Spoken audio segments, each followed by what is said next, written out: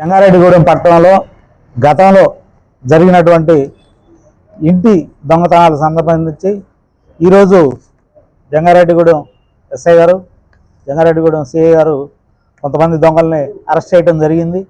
అందులో ముఖ్యంగా కంబపు వెంకటరమణ అండ్ వేముల శ్రీకాంత్ వీళ్ళిద్దరు కూడా గతంలో మన గవర్నమెంట్ హాస్పిటల్ దగ్గరలో ఉన్నటువంటి ఒక ఇంట్లో రాత్రిపూట చేసినటువంటి దొంగతనంలో వీళ్ళని అరెస్ట్ చేసి వీళ్ళ దగ్గర నుంచి అక్కడ పోయినటువంటి మొత్తం బంగారం కూడా రికవరీ చేయడం జరిగింది. 5 కాసుల వరకు ఇది మొత్తం గోల్డ్ వాళ్ళది పోయటం జరిగింది. పోయిన వస్తువులన్నీ కూడా పూర్తిగా రికవరీ చేయడం జరిగింది.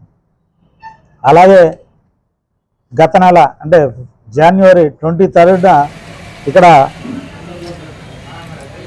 జంగారెడ్డిగూడెం పట్టణంలోనే ఒక ఆటో డ్రైవరు ఇంట్లో మారుతి నగర్లో జరిగినటువంటి దొంగతనం కేసులో ఒక 58 గ్రాముల బంగారం, అలాగే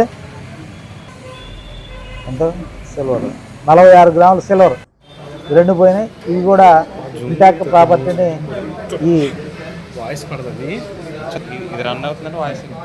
తిరువీధుల మహేష్, ఇతను నేటివ్ ఆఫ్ గుంటూరు నుంచి వచ్చి ఇక్కడ దొంగతనం చేసి ఉన్నాడు. ఇతను కూడా మనం ఈరోజు అరెస్ట్ చేయడం జరిగింది. వీళ్ళందరూ కూడా రిమాండ్కి తరలించడం జరుగుతుంది.